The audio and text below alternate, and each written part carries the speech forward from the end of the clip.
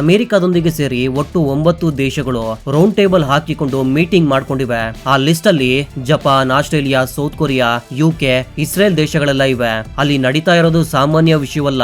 AI, ಸೆಮಿ ಕಂಡಕ್ಟರ್ಗಳು, critical minerals ಮೇಲೆ ಪ್ರಪಂಚದಲ್ಲೇ ಅತಿ ದೊಡ್ಡ ಡೀಲ್ ನಡೀತಾ ಇದೆ. ಆದ್ರೆ ಆ ಟೇಬಲ್ ಬಳಿ ನಮ್ಮ ಭಾರತಕ್ಕೆ ಮಾತ್ರ ಕುರ್ಚಿ ಇಲ್ಲ. ಇನ್ನು ಪಾಕಿಸ್ತಾನ ಬಗ್ಗೆ ಹೇಳ್ಬೇಕಾ, ಅದು ಯಾವಾಗ್ಲೂ ಔಟ್ ಆಫ್ ಫೋಕಸ್ ಆಗೋಗಿದೆ. ಜಪಾನ್ಗೆ ಸೀಟ್ ಸಿಕ್ಕಿದೆ, ಆಸ್ಟ್ರೇಲಿಯಾಗೂ ಜಾಗ ಸಿಕ್ಕಿದೆ. ಯಾಕಂದ್ರೆ ಜಪಾನ್ ಬಳಿ ಕೆಮಿಕಲ್ಸ್ ಇವೆ, ನೆದರ್ಲ್ಯಾಂಡ್ಸ್ ಬಳಿ ಚಿಪ್ಸ್ ಮಾಡುವ ದುಬಾರಿ ಮಷಿನ್ ಗಳಿವೆ, ಆಸ್ಟ್ರೇಲಿಯಾ ಬಳಿ ಲಿಥಿಯಂ ಇದೆ. ಹೀಗೆ ಎಲ್ಲರೂ ಇರುವ ಆ ಲಿಸ್ಟ್ ಅಲ್ಲಿ ನಮ್ಮ ಹೆಸರು ಏಕೆ ಇಲ್ಲ, ನಮ್ಮ ಬಳಿ ಏನಿಲ್ಲ ಎಂದು ಪಕ್ಕಕ್ಕಿಟ್ಟಿದ್ದಾರೆ. ಇದು ಯಾವುದೋ ಸಣ್ಣ ಚಾಯ್ ಬಿಸ್ಕೆಟ್ ಮೀಟಿಂಗ್ ಅಲ್ಲ, ಇದು ಸುಮಾರು $16 ಟ್ರಿಲಿಯನ್ ದೊಡ್ಡ ಊಟದ ಭೋಜನ. ನಮ್ಮ ಎಲ್ಲಾ ಸ್ನೇಹಿತರಿಗೂ ಆಹ್ವಾನ ಪತ್ರಿಕೆಗಳು ಹೋಗಿವೆ, ನಮಗೆ ಮಾತ್ರ ಬಂದಿಲ್ಲ. ಇಲ್ಲಿ ಪ್ರಶ್ನೆ ಏನಂದ್ರೆ, ಅಮೆರಿಕ ಉದ್ದೇಶ ಪೂರ್ವಕವಾಗಿ ಭಾರತವನ್ನ ಪಕ್ಕಕ್ಕಿಟ್ಟಿದ್ಯಾ? ಹೊರಗಡೆ ಮಾತ್ರ ನಾವು ಗೆಳೆಯರು ಎಂದು ಹೇಳಿಕೊಂಡು ಒಳಗಡೆ ಬೇರೆ ಯೋಜನೆ ಹಾಕ್ತಾ ಇದೆಯಾ? 21ನೇ ಶತಮಾನದಲ್ಲಿ ಯಾರ ಕೈಯಲ್ಲಿ AI ಮತ್ತು ಕ್ರಿಟಿಕಲ್ ಮಿನರಲ್ಸ್ ಇರುತ್ತವೋ ಅವರೇ ಈ ಪ್ರಪಂಚಕ್ಕೆ ಬಾಸ್. ಈಗ ನೋಡ್ತಾ ಇದ್ರೆ ಪಶ್ಚಿಮ ದೇಶಗಳೆಲ್ಲ ಒಂದು ನಿರ್ಧಾರಕ್ಕೆ ಬಂದಂತೆ ಸ್ಪಷ್ಟವಾಗಿ ಅರ್ಥವಾಗುತ್ತಿದೆ. ಅಮೆರಿಕ ಪ್ಯಾಕ್ ಸಿಲಿಕಾ ಎಂಬ ಹೊಸ ಗುಂಪನ್ನ ರಚನೆ ಮಾಡಿದೆ. ಇದರ ಗುರಿ ತುಂಬಾನೇ ಸ್ಪಷ್ಟ. ಸಪ್ಲೈ ಚೈನ್ ಮೇಲೆ ಚೀನಾಗಿರುವ ಹಿಡಿತವನ್ನ ಕಿತ್ತುಕೊಳ್ಳಬೇಕು, ತಮಗೊಂದು ಪ್ರತ್ಯೇಕ ಸುರಕ್ಷಿತ ಸಾಮ್ರಾಜ್ಯವನ್ನ ರಚಿಸಿಕೊಳ್ಳಬೇಕು. ಆದ್ರೆ ಈ ಕಥೆಯಲ್ಲಿ ಒಂದು ದೊಡ್ಡ ಟ್ವಿಸ್ಟ್ ಇದೆ. ಇಲ್ಲಿಯವರೆಗೆ ನಾವು ಏನನ್ನ ಭಾವಿಸ್ತಾ ಇದ್ವಿ, ಭಾರತ ಅಮೆರಿಕಾಗೆ ಒಳ್ಳೆಯ ಗೆಳೆಯ ಎಂದು, ಕ್ವಾಡ್ ನಲ್ಲಿ ಇದೀವಿ, ಟೆಕ್ ಗ್ರೂಪ್ ಅಲ್ಲೂ ಇದೀವಿ ಎಂದು ತುಂಬಾನೇ ಸಂತೋಷ ಪಟ್ಟಿದ್ದೀವಿ. ಆದ್ರೆ ಪ್ಯಾಕ್ ಸಿಲಿಕಾ ಲಿಸ್ಟ್ ಹೊರ ಬಂದಾಗ ನಮ್ಮ ಹೆಸರು ಅದರಲ್ಲಿ ಕಾಣೆಯಾಗಿದೆ. ನಮ್ಮ ಪಾರ್ಟ್ನರ್ಸ್ ಎಲ್ಲ ಅದರಲ್ಲಿ ಇದ್ದಾರೆ, ನಾವು ಮಾತ್ರ ಮಿಸ್ ಆಗಿದ್ದೀವಿ. ಇದು ಅಮೆರಿಕ ನಮ್ಗೆ ಕೊಡ್ತಾ ಇರುವ ರಹಸ್ಯ ಸಂಕೇತ ಅನ್ಕೊಳ್ಬೇಕಾ? ಅಮೆರಿಕ ಉದ್ದೇಶ ಪೂರ್ವಕವಾಗಿ ನಮ್ಮನ್ನ ಪಕ್ಕಕ್ಕೆ ಇಟ್ಟಿದೆಯಾ? ಇಂದು ನಾವು ಇದ್ರ ಬಗ್ಗೆ ಆಳವಾಗಿ ವಿಶ್ಲೇಷಣೆ ಮಾಡೋಣ.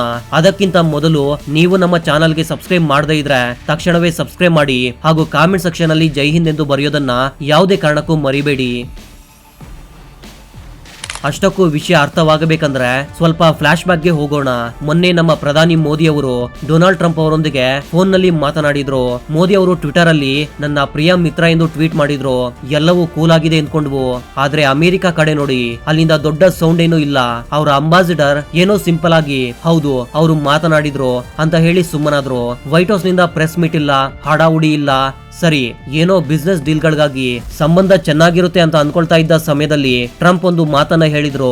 ನಾನು ಭಾರತ ಮತ್ತು ಪಾಕಿಸ್ತಾನದ ನಡುವಿನ ದೊಡ್ಡ ಯುದ್ಧವನ್ನ ನಿಲ್ಸಿದ್ದೀನಿ, ಲಕ್ಷಾಂತರ ಜನರ ಜೀವಗಳನ್ನ ಕಾಪಾಡಿದ್ದೀನಿ ಎಂದು ಹೇಳಿಕೆ ಕೊಟ್ಟರು. ಈ ಭಾಷೆ ನೋಡಿದ್ರೆ ಅರ್ಥವಾಗುತ್ತೆ, ಇದು ನಮ್ಮನ್ನ ಇರಿಟೇಟ್ ಮಾಡಲು ನಾನೇ ಬಾಸ್ ಎಂದು ತೋರಿಸಲು ಬಳಸ್ತಾ ಇದ್ದಾರೆ ಎಂದು. ಈ ಗಲಾಟೆ ನಡೀತಾ ಇರುವಾಗ ಅಮೆರಿಕ ಟೆಕ್ ಸಿಲಿಕಾ ಕೂಟವನ್ನು ಲಾಂಚ್ ಮಾಡಿತು. Japan, Korea, Singapore, Netherlands, UK, Israel ಹೀಗೆ ಎಲ್ಲವೂ ಇವೆ, ಭಾರತ ಮಾತ್ರ ಇಲ್ಲ. ಅಷ್ಟಕ್ಕೂ ಈ ಪ್ಯಾಕ್ ಸಿಲಿಕಾ ಅಂದ್ರೆ ಏನು? ಪ್ಯಾಕ್ಸ್ ಅಂದ್ರೆ ಲ್ಯಾಟಿನ್ ಭಾಷೆಯಲ್ಲಿ ಶಾಂತಿ ಎಂದರ್ಥ. ಒಂದು ಕಾಲದಲ್ಲಿ ಪ್ಯಾಕ್ಸ್ ಅಮೆರಿಕಾನ ಎಂದು ಪ್ರಪಂಚವೆಲ್ಲ ಅಮೆರಿಕ ಕೆಳಗೆ ಬೆಳೆಯೋದಕ್ಕೆ ಶುರುವಾಗಿತ್ತು. ಈಗ ಪ್ಯಾಕ್ ಸಿಲಿಕಾ ಎಂತಿದ್ದಾರೆ ಅಂದ್ರೆ ಸಿಲಿಕಾ ಚಿಪ್ಸ್ ಕೆಳಗಡೆ ಪ್ರಪಂಚ ನಡೆಯಬೇಕೆಂಬುದು. ಯೋಜನೆ ಸಿಂಪಲ್, ಅಮೆರಿಕ ತನಗೆ ಇಷ್ಟವಾದ ಗೆಳೆಯರೊಂದಿಗೆ ಸೇರಿ ಸೆಮಿ ಕಂಡಕ್ಟರ್ಗಳು, AI, ಗ್ರೀನ್ ಎನರ್ಜಿಗಳನ್ನ ನಿಯಂತ್ರಿಸುವ ಒಂದು ನಂಬಿಕಾರ್ಹ ವ್ಯವಸ್ಥೆಯನ್ನ ರಚಿಸ್ತಾ ಇದೆ. ನಾಳೆ ಬೆಳಿಗ್ಗೆ ಚೀನಾ ತರಹದ ದೇಶ ಮಧ್ಯೆ ಬರಬಾರದು ಅಂತ ಒಟ್ಟಾರೆ ವ್ಯವಸ್ಥೆಯನ್ನ ಲಾಕ್ ಮಾಡುವುದೇ ಇದರ ಯೋಜನೆ. ಸರಿ, ಭಾರತವನ್ನ ಬಿಟ್ಟು ಉಳಿದಿರೋ ದೇಶಗಳನ್ನ ಏಕೆ ಆಯ್ಕೆ ಮಾಡಿಕೊಂಡರು ಎಂಬ ಸಂದೇಹ ನಿಮ್ಗೆ ಬರಬಹುದು. ಸತ್ಯ ಹೇಳ್ಬೇಕಂದ್ರೆ ಸ್ವಲ್ಪ ಕಷ್ಟವಾಗಿದೆ, ಆದ್ರೆ ನಿಜ ಹೇಳಲೇಬೇಕು. ಈ ಗುಂಪಿನಲ್ಲಿರುವ ಪ್ರತಿಯೊಂದು ದೇಶಕ್ಕೂ ಒಂದೊಂದು ವಿಶೇಷತೆ ಇದೆ. ಅಮೆರಿಕ ಬಳಿ ಎನ್ವಿಡಿಯಾ, ಓಪನ್ AI ತರಹದ ಕಂಪನಿಗಳಿವೆ. ಚಿಪ್ಸ್ ಮಾಡಲು ಬೇಕಾದ ಕೆಮಿಕಲ್ಸ್ ಜಪಾನ್ ಬಳಿ ಇವೆ. ಪ್ರಪಂಚದಲ್ಲಿ ಯಾರು ಮಾಡಲಾರದ ಮಿಷಿನ್ಗಳು ನೆದರ್ಲ್ಯಾಂಡ್ಸ್ ಬಳಿ ಇವೆ. ಸ್ಯಾಮ್ಸಂಗ್ ತರಹದ ಚಿಪ್ ಕಿಂಗ್ ಸೌತ್ ಕೊರಿಯಾ ಬಳಿ ಇದೆ. ಮ್ಯಾನುಫ್ಯಾಕ್ಚರಿಂಗ್ ಪ್ಯಾಕೇಜಿಂಗ್ ನಲ್ಲಿ ಅವರೇ ಟಾಪ್. ಸಿಂಗಪೂರ್ ಹಾಗೂ UAE ಫೈನಾನ್ಸ್ ಡೇಟಾ ಸೆಂಟರ್ ಗಳಿಗೆ ಬೆಸ್ಟ್ ಪ್ಲೇಸ್. ಆಸ್ಟ್ರೇಲಿಯಾ ಬಳಿ ಲಿಥಿಯಂ, ಕೋಬಾಲ್ಟ್ ತರಹದ ಕಚ್ಚಾ ವಸ್ತುಗಳಿವೆ. ಈಗ ಅಸಲಿ ಪ್ರಶ್ನೆ, ಭಾರತ ಎಲ್ಲಿದೆ? ಬಹಳಷ್ಟು ಜನ ಏನು ಪರವಾಗಿಲ್ಲ ಬಿಡು, ನಾವು ಅಮೆರಿಕದೊಂದಿಗೆ ಪ್ರತ್ಯೇಕವಾಗಿ ಡೀಲ್ ಮಾಡಿಕೊಳ್ತಿದ್ದೇವೆ, ICET ಇದೆಯಲ್ಲ ಎಂದು ತಮ್ಮನ್ನ ತಾವು ಸಮಾಧಾನ ಮಾಡಿಕೊಳ್ತಿದ್ದಾರೆ. ಆದ್ರೆ ನಿಜವಾದ ರಿಯಾಲಿಟಿ ಏನಂದ್ರೆ ಇದೆಲ್ಲ ಕೇವಲ ಮಾತುಗಳಷ್ಟೇ. ಲಾಭ ಹಂಚಿಕೊಳ್ಳುವ ಸಮಯ ಬಂದಾಗ ಭಾರತವನ್ನ ಟೇಬಲ್ ನಿಂದ ದೂರ ಇಟ್ಟಿದ್ದಾರೆ. ಏಕೆಂದ್ರೆ ಇಂದಿಗೂ ನಮ್ಮ ಬಳಿ ಕೋರ್ ಕೆಪಾಬಿಲಿಟಿ ಇಲ್ಲ. ನಮ್ಮ ಬಳಿ ನೆದರ್ಲ್ಯಾಂಡ್ಸ್ ತರಹ ಮಷಿನ್ ಗಳಿಲ್ಲ, ಜಪಾನ್ ತರಹ ಕೆಮಿಕಲ್ಸ್ ಗಳಿಲ್ಲ. ನಮ್ಮ ಖಾಸಗಿ ಕಂಪನಿಗಳು ಈ ಕ್ಷೇತ್ರದಲ್ಲಿ ದೊಡ್ಡದಾಗಿ ದೊಡ್ಡದಾಗಿ ಸಂಶೋಧನೆ ಮಾಡಿಲ್ಲ. ಸಿಂಪಲ್ ಆಗಿ ಹೇಳ್ಬೇಕಂದ್ರೆ ನಾವು ಇಂದಿಗೂ ಅಮೆರಿಕಾಗೆ ಗ್ರಾಹಕ ಮಾತ್ರ.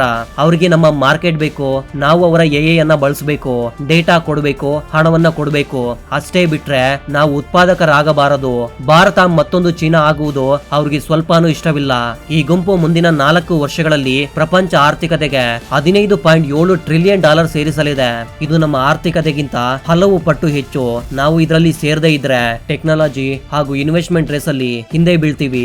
ನಮ್ಗೆ ಯಾವ್ದಾದ್ರು ಹೋಪ್ ಇದೆಯಾ? ಒಂದು ಸಣ್ಣ ಆಸೆ ಏನಂದ್ರೆ ಈ ಲಿಸ್ಟ್ ಇನ್ನು ತೆರೆದೇ ಇದೆ. ಭವಿಷ್ಯದಲ್ಲಿ ಮಿನರಲ್ ಸೆಕ್ಯೂರಿಟಿ ಪಾರ್ಟ್ನರ್ಶಿಪ್ ಅಲ್ಲಿ ನಮ್ಮನ್ನ ಸೇರಿಸಿಕೊಂಡಂತೆ ಇದರಲ್ಲೂ ಸೇರಿಸಬಹುದು. ಒಂದು ವೇಳೆ ಅದು ನಡೆದೇ ಇದ್ರೆ ನಾವು ಸೈಲೆಂಟ್ ಆಗಿ ಕೂರ್ಬೇಕಾ? ಸಾಧ್ಯವೇ ಇಲ್ಲ. ಭಾರತಕ್ಕೆ ಬೇರೆ ಆಯ್ಕೆಗಳಿವೆ. ನಾವು ಬ್ರಿಕ್ಸ್ ಅಲ್ಲಿ ಸಕ್ರಿಯವಾಗಿರಬಹುದು. ಅಂದ್ರೆ ಚೀನಾ ರಷ್ಯಾದೊಂದಿಗೆ ಸೇರಿ ನಾವೇ ಒಂದು ಸ್ವಂತ ವ್ಯವಸ್ಥೆಯನ್ನ ರಚಿಸಿಕೊಳ್ಳಬಹುದು. ಅಥವಾ ಫ್ರಾನ್ಸ್ ತರಹದ ದೇಶಗಳೊಂದಿಗೆ ಗೆಳೆತನ ಬೆಳೆಸಬಹುದು. ಅವರು ಕೂಡ ಅಮೆರಿಕಾಗೆ ಪೂರ್ತಿ ತಲೆಬಾಗುವುದಿಲ್ಲ. ಅಥವಾ ನಮ್ಮ UPI ತರ ಗ್ಲೋಬಲ್ ಸೌತ್ಗಾಗಿ ನಾವೇ ಹೊಸ ಮಾದರಿಯನ್ನ ರಚಿಸಬಹುದು. UPI ಏಟಿಗೆ ವೀಸಾ ಮಾಸ್ಟರ್ ಕಾರ್ಡ್ ಗಳಿಗೆ ನಿದ್ರೆ ಬರದಂತೆ ಮಾಡಿದಾಗೆ ಟೆಕ್ನಾಲಜಿಯಲ್ಲೂ ನಾವು ಸ್ವಂತ ದಾರಿಯನ್ನ ಹುಡುಕ್ಬೇಕು. ಬಹುಶಃ ಅಮೆರಿಕಾವೇ ನಮ್ಮನ್ನ ಈ ದಾರಿಯಲ್ಲಿ ಹೋಗು ಎಂದು ಪರೋಕ್ಷವಾಗಿ ಒತ್ತಡ ಹಾಕ್ತಿರಬಹುದು. ನಾವು ಗಟ್ಟಿಯಾಗಿ ನಿಂತರೆ ನಾಳೆ ಅಮೆರಿಕಾಗೆ ತಲೆನೋವಾಗುವಂತಹ ಪ್ಯಾರಲಲ್ ವ್ಯವಸ್ಥೆಯನ್ನ ನಾವು ರಚಿಸಬಹುದು. ಇದು ಜಿಯೋಪಾಲಿಟಿಕ್ಸ್ ಆಟ. ಇಲ್ಲಿ ಶಾಶ್ವತ ಗೆಳೆಯರಿಲ್ಲ, ಕೇವಲ ಶಾಶ್ವತ ಅಗತ್ಯಗಳು ಮಾತ್ರ ಇರುತ್ತೆ. ಇಷ್ಟೊಂದು ಪವರ್ಫುಲ್ ಗುಂಪಿನಲ್ಲಿ ಭಾರತ ಇಲ್ಲದೆ ಇರೋದು ಆಶ್ಚರ್ಯ ಮಾತ್ರವಲ್ಲ, ಒಂದು ಅಪಾಯದ ಸೂಚನೆ. ಇಷ್ಟು ವರ್ಷಗಳಿಂದ ನಾವು ಚೀನಾಗೆ ಚೆಕ್ ಇಡುವ ಸ್ಟ್ರಾಟಜಿಕ್ ಪ್ಲೇಯರ್ ಎಂದು, ಟೆಕ್ನಾಲಜಿ ಹಬ್ ಎಂದು ಹೇಳಿಕೊಳ್ತಾ ಇದ್ವಿ. ಆದ್ರೆ ಈ ಗುಂಪಿನಿಂದ ಫ್ರಾನ್ಸ್, ಜರ್ಮನಿ ತರ ಹಳೆಯ ಯುರೋಪಿಯನ್ ದೇಶಗಳನ್ನ ಹಾಗೂ ಭಾರತವನ್ನ ಪಕ್ಕಕ್ಕಿಟ್ಟು ನೋಡಿದ್ರೆ ಪ್ರಪಂಚ ಬದಲಾಗುತ್ತಿದೆ ಎಂದು ಅರ್ಥವಾಗುತ್ತೆ. G7 ವಾರ್ ತರದ ಹಳೆಯ ವಿಧಾನಗಳು ಹೋಗಿ ಈಗ ಸಣ್ಣ ಸಣ್ಣ ಉಪಯುಕ್ತ ಗುಂಪುಗಳು ರೂಪುಗೊಳ್ತಾ ಇವೆ. 19ನೇ ಶತಮಾನದಲ್ಲಿ ಕಲ್ಲಿದ್ದಲು ಹಾಗೂ ಸಮುದ್ರ ಇರುವವನೇ ರಾಜ. 20ನೇ ಶತಮಾನದಲ್ಲಿ ತೈಲ, ನ್ಯೂಕ್ಲಿಯರ್ ಪವರ್ ಇರುವವನೇ ಕಿಂಗ್ ಆಗಿದ್ದ. ಈಗ 21ನೇ ಶತಮಾನದಲ್ಲಿ ಸಿಲಿಕಾನ್ ಯಾರ ಬಳಿ ಇರುತ್ತದೆಯೋ ಅವನದೇ ರಾಜ್ಯ. ಪ್ಯಾಕ್ ಸಿಲಿಕಾದ ಗುರಿ ಏನಂದ್ರೆ ಈ ಸಿಲಿಕಾನ್ ಮೇಲೆ ಆಧಿಪತ್ಯವನ್ನ ಸಾಧಿಸುವುದು. ಇದು ಕೇವಲ ಬಿಸ್ನೆಸ್ ಡೀಲ್ ಅಲ್ಲ, 21ನೇ ಶತಮಾನವನ್ನ ಯಾರು ನಡೆಸಬೇಕು ಎಂದು ನಿರ್ಧರಿಸುವ ಒಂದು ದೊಡ್ಡ ಯೋಜನೆ. ಈ ಗುಂಪಲ್ಲಿ ಇಲ್ಲದೆ ಇರೋ ದೇಶಗಳು ಬೇರೆಯವರು ಬರೆದ ನಿಯಮಗಳನ್ನ ಅನುಸರಿಸಬೇಕು. ಇಲ್ಲಿ ವ್ಯತ್ಯಾಸ ನೋಡಿ. ಅವರು 2 ನ್ಯಾನೋಮೀಟರ್ 3 ನ್ಯಾನೋಮೀಟರ್ ಚಿಪ್ಸ್ ಬಗ್ಗೆ ಮಾತನಾಡುತ್ತಿರುವಾಗ ನಾವು ಇನ್ನೂ 28-40 ನ್ಯಾನೋಮೀಟರ್ ಗಳ ಬಳಿ ಹೋರಾಡ್ತಾ ಇದ್ದೇವೆ. AI ವಿಷಯದಲ್ಲೂ ನಮ್ಮ ಬಳಿ ಓಪನ್ AI, ಡೀಪ್ ಮೈಂಡ್ ತರಹದ ಲ್ಯಾಬ್ ಗಳಿಲ್ಲ.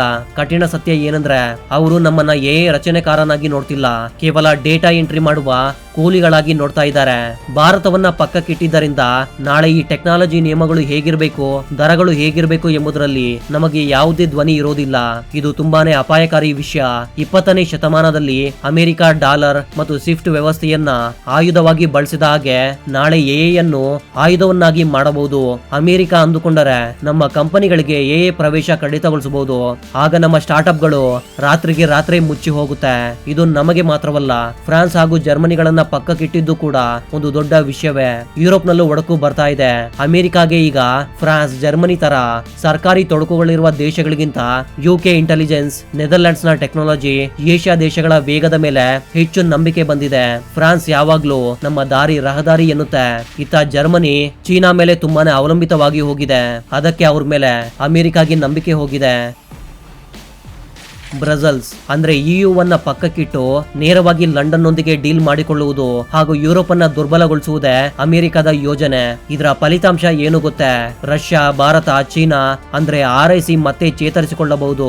ಏಷ್ಯಾ ಸಮಿಟ್ ಅಲ್ಲಿ ಮೋದಿ, ಜಿ ಜಿಂಪಿಂಗ್ ಹಾಗೂ ಪುತಿನ್ ಜೊತೆಗೆ ಮೀಟಿಂಗ್ ನಡೆಯಬಹುದು ಎಂಬ ಚರ್ಚೆ ನಡೆಯುತ್ತಿದೆ. ಭಾರತಕ್ಕೆ ಚೀನಾ ಇಷ್ಟ ಇಲ್ಲದೆ ಇದ್ರು ಅಮೆರಿಕ ಮಾಡುತ್ತಿರುವ ಈ ಅವಮಾನದಿಂದ ನ್ಯೂ ಡೆಲ್ಲಿಗೆ ಬೀಜಿಂಗ್ ನೊಂದಿಗೆ ಜಗಳ ಕಡಿಮೆ ಮಾಡಿಕೊಳ್ಳುವ ಸ್ಥಿತಿ ಬರುತ್ತದೆ. ಅಮೆರಿಕ ನಮ್ಮ ಮುಖದ ಮೇಲೆ ಬಾಗಿಲು ಮುಚ್ಚಿದ್ರೆ ನಮ್ಮ ಪಕ್ಕದ ಮನೆಯಲ್ಲಿರುವ ಮತ್ತೊಂದು ಟೆಕ್ನಾಲಜಿ ಬಾಸ್ ಚೀನಾವನ್ನ ನಾವು ಪೂರ್ತಿ ದೂರ ಮಾಡಿಕೊಳ್ಳಲಾರೆವು. ಇದು ತುಂಬಾನೇ ಅಪಾಯಕಾರಿ ಆಟ. ಡಿಸೆಂಬರ್ 12, 2025 ಈ ಪ್ಯಾಕ್ ಸಿಲಿಕಾ ಆರಂಭವಾಗುತ್ತೆ.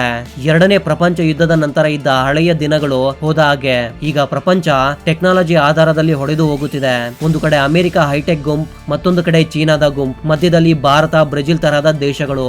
ಪ್ಯಾಕ್ ಸಿಲಿಕಾ ಕೇವಲ ಒಂದು ಗುಂಪಲ್ಲ, ಅದೊಂದು ದೊಡ್ಡ ಅಗಾಧ. ಮುಂದಿನ 10 ವರ್ಷಗಳಲ್ಲಿ ಭಾರತಕ್ಕೆ ಇರುವ ಸವಾಲು ಏನಂದ್ರೆ ಆ ಅಗಾಧ ದೊಡ್ಡದಾಗುವ ಮೊದಲೇ ನಾವು ಸೇತುವೆ ಕಟ್ಟಿಕೊಳ್ಳಬೇಕು. ನಮ್ಗೆ ಎರಡೇ ದಾರಿಗಳಿವೆ. ಆ ಕ್ಲಬ್ಗೆ ಸೇರಲು ಬೇಕಾದ ಶಕ್ತಿಯನ್ನ ನಾವೇ ಸಂಪಾದಿಸಿಕೊಳ್ಬೇಕು ಅಥವಾ ಹೊಸ ಸಿಲಿಕಾನ್ ಸಾಮ್ರಾಜ್ಯಕ್ಕೆ ನಾವು ಗುಲಾಮರಾಗಲು ಸಿದ್ಧರಾಗಿರ್ಬೇಕು. ಇದು ಭಾರತದ ಕಾರ್ಯತಂತ್ರಕ್ಕೆ ಅತಿ ದೊಡ್ಡ ಪರೀಕ್ಷೆ. ಆದ್ರೆ ಕೊನೆಗೆ ಅವ್ರಿಗೆ ನಮ್ಮ ಮೇಲೆ ನಂಬಿಕೆ ಯಾಕಿಲ್ಲ? ಉತ್ತರ ಒಂದೇ, ನಾವು ರಷ್ಯಾದೊಂದಿಗೆ ಗೆಳೆತನ ಬಿಡದೆ ಇರೋದ್ರಿಂದ ಅಮೆರಿಕಾಗೆ ಗಾಳಿಯಲ್ಲಿ ಮುಳ್ಳಾಗಿದೆ. ಲಾಜಿಕ್ ಸಿಂಪಲ್, ಅಮೆರಿಕ ಮಿಸೈಲ್ ಗಳನ್ನ ನಡೆಸುವ ಚಿಪ್ ಟೆಕ್ನಾಲಜಿಯನ್ನ ರಷ್ಯಾ ಹಾರ್ಡ್ವೇರ್ S-400 ವ್ಯವಸ್ಥೆ ಬಳಸುವ ಯಾವುದೇ ದೇಶದೊಂದಿಗೆ ಹಂಚಿಕೊಳ್ಳಲು ಇಷ್ಟ ಪಡೋದಿಲ್ಲ. ಪ್ಯಾಕ್ ಸಿಲಿಕಾ ಅಂದ್ರೆ ನಂಬಿಕಾರ್ಹ ವ್ಯವಸ್ಥೆ. ಈ ಸರಪಳಿಯಲ್ಲಿ ಒಂದು ಲಿಂಕ್ ದುರ್ಬಲವಾದ್ರೂ ಸಂಪೂರ್ಣ ನಾಶವಾಗುತ್ತೆ. ರಷ್ಯಾದೊಂದಿಗಿನ ನಮ್ಮ ರಕ್ಷಣಾ ಸಂಬಂಧದಿಂದ ಅಮೆರಿಕ ಡೀಪ್ ಸ್ಟೇಟ್ ನಮ್ಮನ್ನ ನಂಬಿಕಾರ್ಹ ಪಾಲುದಾರನಂತೆ ಅಲ್ಲದೆ ಮಾಹಿತಿ ಸೋರಿಕೆ ಮಾಡುವ ದೇಶವನ್ನಾಗಿ ನಮ್ಮನ್ನ ನೋಡ್ತಾ ಇದೆ. ಇದ್ರ ಬಗ್ಗೆ ನೀವು ಏನಂತೀರಿ? ಭಾರತ ಇನ್ನು ಅಮೆರಿಕದ ಮೇಲೆ ಅವಲಂಬಿತವಾಗಿರ್ಬೇಕೆ ಅಥವಾ ನಮ್ಮ ದಾರಿ ನಾವೇ ನೋಡಿಕೊಳ್ಬೇಕೆ? ನಿಮ್ಮ ಅಭಿಪ್ರಾಯವನ್ನ ಕೆಳಗಡೆ ಕಾಮೆಂಟ್ ಬಾಕ್ಸ್ ಅಲ್ಲಿ ತಿಳಿಸಿ. ಈ ವಿಡಿಯೋ ನಿಮ್ಗೆ ಇಷ್ಟವಾದ್ರೆ ಲೈಕ್ ಮಾಡಿ ಮತ್ತು ನಮ್ಮ ಚಾನಲ್ಗೆ ಸಬ್ಸ್ಕ್ರೈಬ್ ಮಾಡೋದನ್ನ ಮಾತ್ರ ಯಾವುದೇ ಕಾರಣಕ್ಕೂ ಮರಿಬೇಡಿ. ಮತ್ತೊಂದು ಇಂಟ್ರೆಸ್ಟಿಂಗ್ ಆದ ವಿಡಿಯೋದ ಜೊತೆಗೆ ಮತ್ತೆ ಸಿಗೋಣ. ಅಲ್ಲಿವರೆಗೂ ಜೈ ಹಿಂದ್, ಜೈ ಕರ್ನಾಟಕ.